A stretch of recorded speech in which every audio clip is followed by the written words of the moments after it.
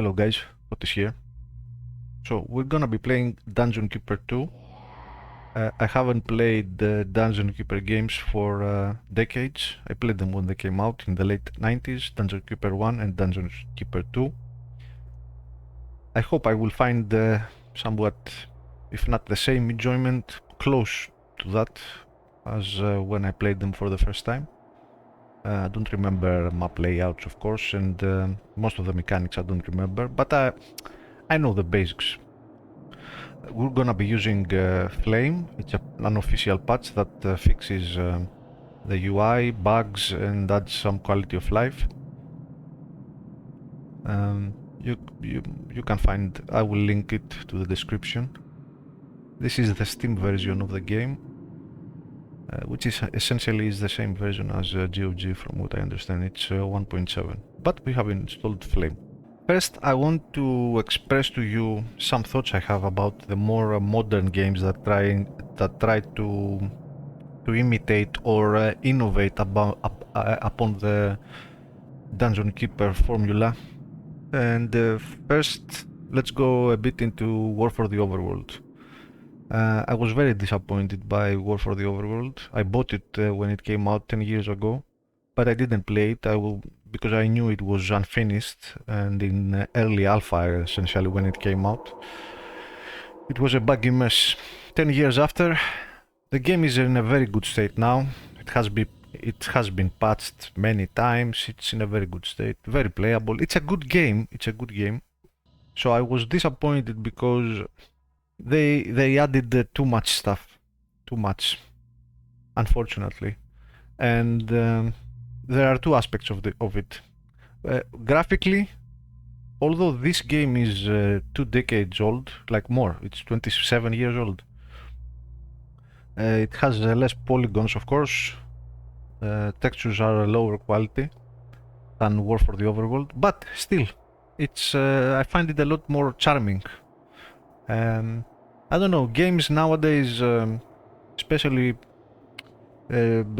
games that try to be dark and gritty and all that, I don't know, they tend to be, the outcome tends to be blurry.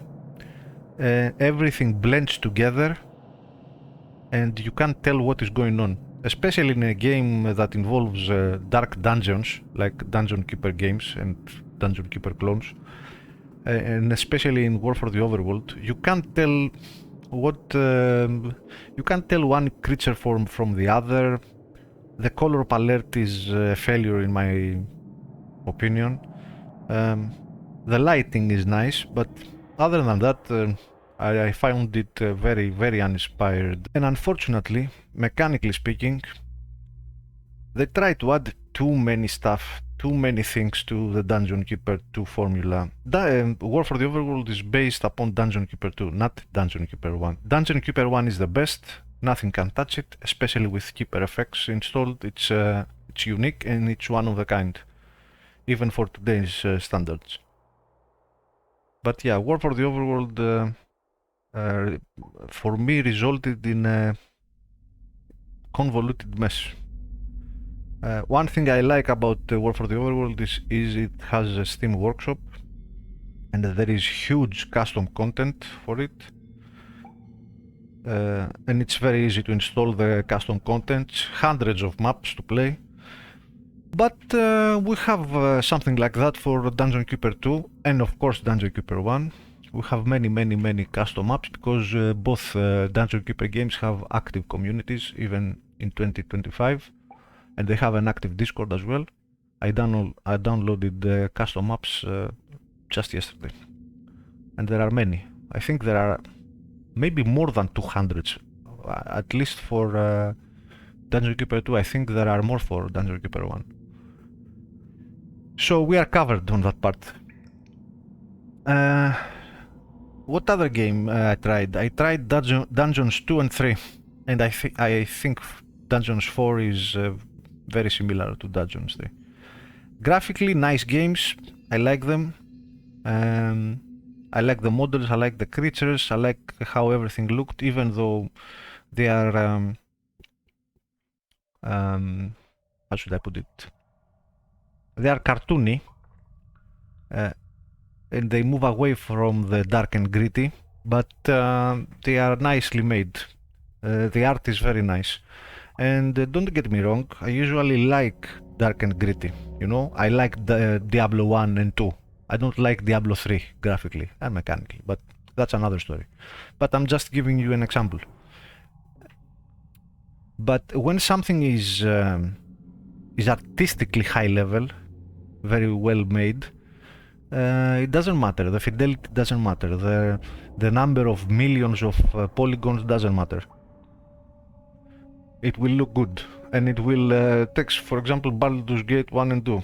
They still look fine today, and in my opinion they look better than modern games, because 2D art ages like fine wine. So Dungeons 2 and 3 and 4. They had a better, they had a nice dungeon management gameplay. I liked it. You had plenty of room to build how you liked.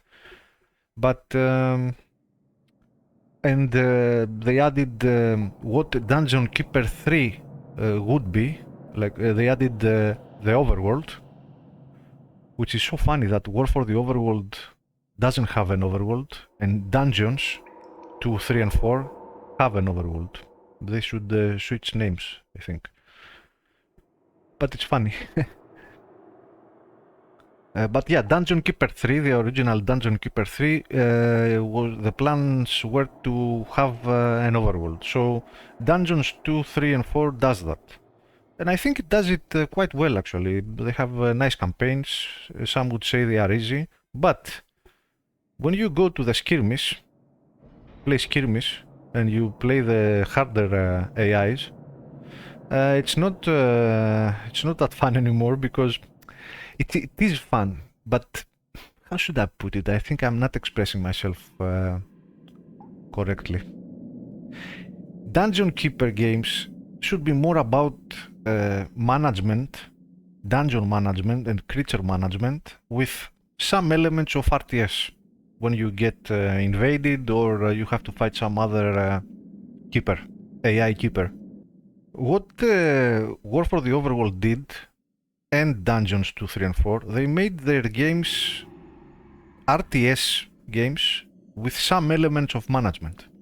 The opposite from what Dungeon Keeper games do. And I don't like that. Another game that I will be playing at some point, and I think that it does its own thing, but it captures the spirit of the original Dungeon Keeper games, is Dwellverse. This leans heavily into management, dungeon management and creature management, and it has combat, of course, but although it adds a lot of complexity in dungeon management, I prefer it, for example, to something like War for the Overworld and Dungeons 2, 3 and 4, that are more RTS than a management simulation game. Of course, that's my opinion, and that's my my taste, right? By any means, I am not saying that War for the Overworld or Dungeons games are bad. They are good games, but they are not for me. And I have bought them, right? I paid money. I support the developers, and I'm looking very forward to War for the Overworld 2. I think the developers, I hope they have learned that sometimes less is more. I understand that War for the Overworld was, made by, from what I understand, it was made from DK2 multiplayer fans that then became developers. I think that's what I've heard. Correct me if I'm wrong. And that's fine. But I don't play these games for multiplayer. I consider Dungeon Keeper games single-player games. At least that's how I enjoy them. If I wanted to go play multiplayer RTS, I would go and play Command and Conquer or StarCraft or whatever. Straight up RTS games. No management or creature management or none of that stuff. Sorry for the long intro. I just wanted to share with you my thoughts about how I feel about Dungeon Keeper games and Dungeon Keeper clones. What else? Nothing. Let's get into it. If any of you are experienced players and you are masters of multiplayer and all the mechanics and stuff, yeah, I think I'm gonna bore you to tears because I'm gonna be slow and I'm gonna be enjoying it. You know, I'm gonna take my time. I don't want to complete any achievements or challenges. I don't care about that stuff. All I care is enjoying my dungeons and my creatures and all that cool stuff. So, with that out of the way, let's start playing, shall we? This first episode it's gonna be more of a rant than a gameplay because the first mission is very short, but hey.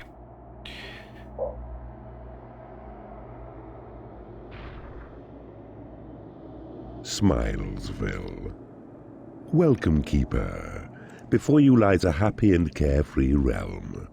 The local champion, Lord Antonius, holds the first portal gem you require. Learn how to construct a dungeon, and build up your forces so that you can crush Lord Antonius and wipe the smile from his face. Also, Mr. Ridings, that he's the narrator of Dungeon Keeper 1, 2, and War for the Overworld. It's the same person. This voice here is perfect. Perfect. In War for the Overworld, I didn't like him. I felt the nostalgia. I was very happy when I learned that War for the Overworld had hired him to do the narration there, but I didn't like how he did it there. I prefer him here. Again, that's my personal, my opinion, right? It doesn't mean I'm right and you are wrong if you prefer something else, but that's how I feel about it. I think his narration in Dungeon Keeper 2 and 1 is absolutely perfect. Behold, your dungeon heart. Protect it well, for if it is destroyed, you will be banished forever from this land.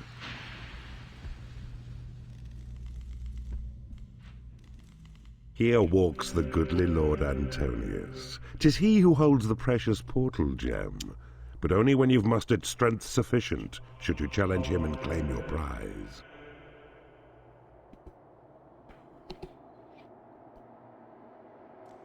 Lair. Hatchery. Okay. First, there's money to be made. Click on the flashing seam of gold. Your imps will dig out the area you designate. Okay. Alright. I think this icon here doesn't work. Because I'm playing in full screen, we are missing some descriptions, like tooltips. From what I can tell, everything else works. I get the descriptions up here, no problem. Why can't I click? I can't click. Oh, I have this. Okay. So yeah, I get descriptions up there, like a tooltip, let's say. But when I hit this objective goals, review objective, I don't get anything. Maybe this will change in next missions. Who knows?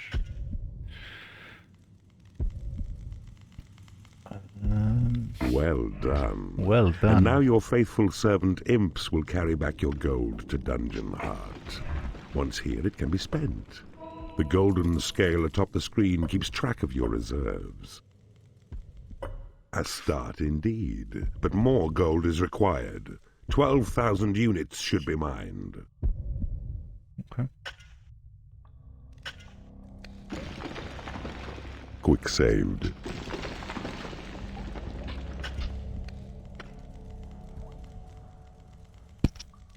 Let's gather the gold. Observe. Red flowers float above your imps. These give measure to their health. their skill acquired and reflect the simple thoughts within.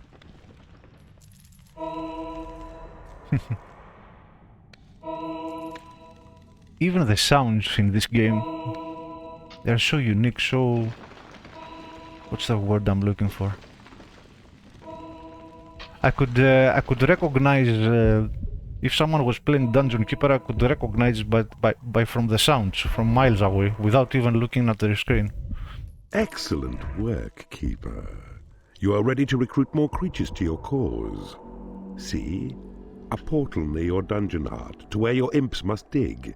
They'll claim this portal to be yours. You'll see what beasts emerge.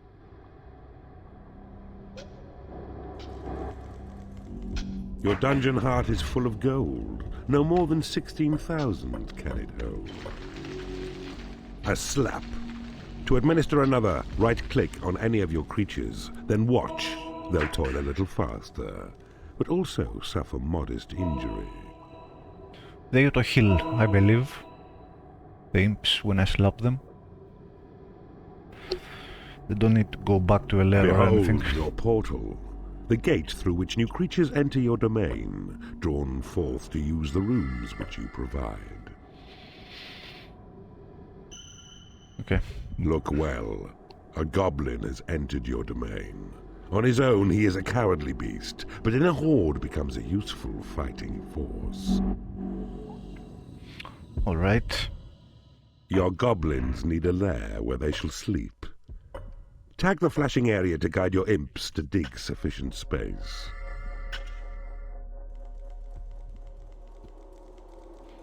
Quick saved.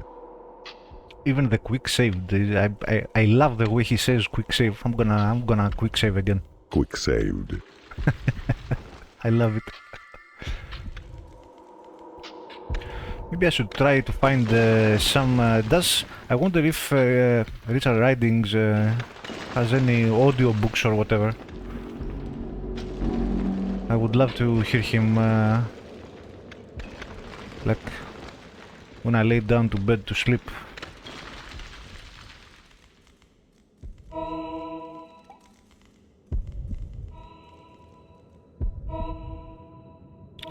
What else do we need to do? Let's build a lair, I guess. Hatchery. Oh, the lair is gonna be here. Okay.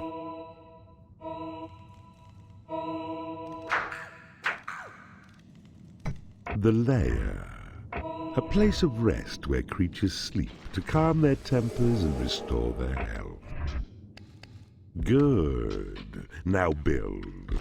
Click on the flashing tab to see the choice of rooms. Select the symbol of the bed. Then make a lair that's big enough to hold as many creatures as can be attracted through your portal. 3 by 5 will prove sufficient. Remember, such constructions cost you gold. For example, what I was saying... Your lair is built. Now right-click to cancel building mode. What? Cancel building mode. No, right click. Oh, okay. So what I was saying earlier about graphics, right? I mean, we have only a few creatures now, and You it's must build a hatchery. Click here. Select the symbol of the chick. Then click over empty tiles of land you've claimed to build the hatchery. okay, I will build it. So yeah, I mean, we have only a few creatures now, and it's okay. I understand. It's easy to tell what happens. But when I was playing War for the Overworld, the first few missions, right, I had to actually zoom in to notice that this is what the creatures are, what type of creatures I'm looking at. But now, in this game, even from this distance, I can easily tell.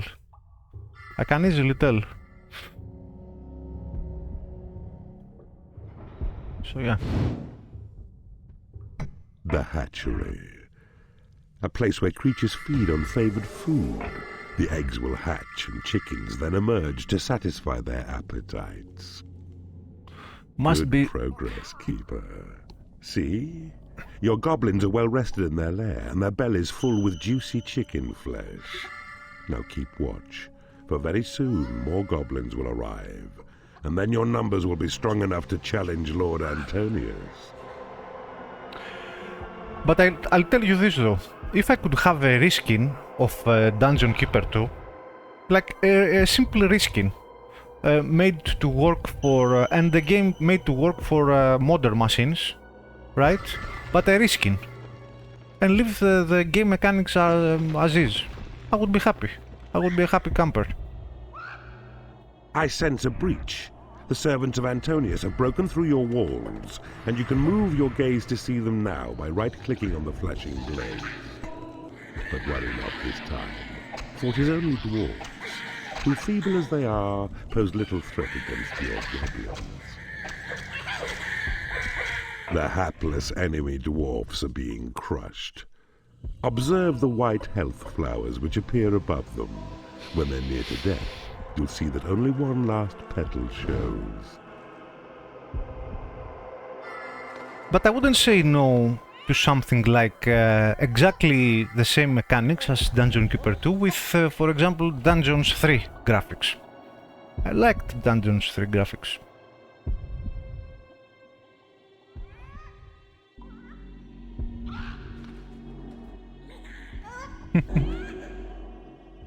Let's watch them.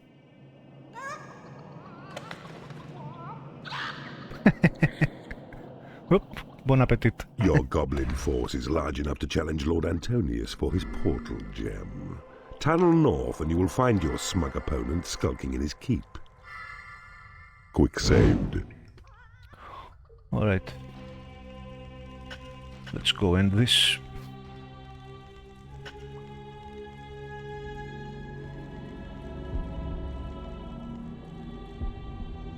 Ah, you've picked a creature up. To drop him, right-click anywhere on your land. Away, Keeper! You shall not taint Smilesville with your evil ways! He speaks. The feeble Lord Antonius. See how the petals of his white health flower are of a special shape. This marks him down as your prime target. Take him out.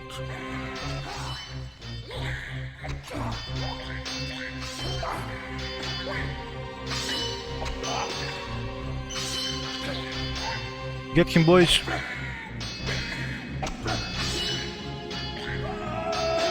Bravo, Keeper. Lord Antonius is fallen. The portal gem lies aside his helpless form, in wait for Horny to collect it so it's yours. And comes he now. There's our boy. I see you have discovered a magical item.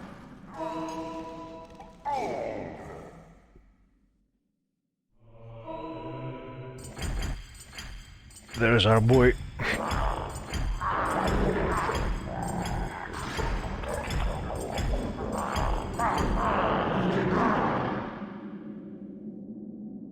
In Dungeon Keeper 1 I used to make a small mini dungeon just for him because he was a creature in Dungeon Keeper 1. Not a spell. He's a spell in this game. Because in Dungeon Keeper 1 he would murder your whole your whole dungeon. So I used to make small mini dungeons especially for him. Devise new spells in the library. The training room lets creatures improve their combat skills. Okay. Hot lips.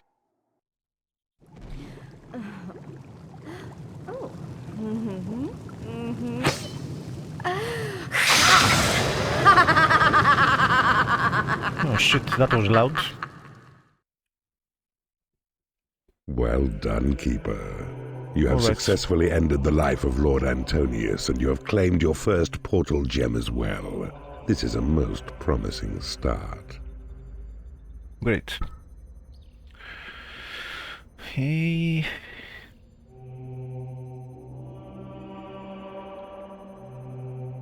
Okay. Alright, we'll continue next time. Thanks for watching. I'll catch you later, guys. Until then, take care. Bye bye.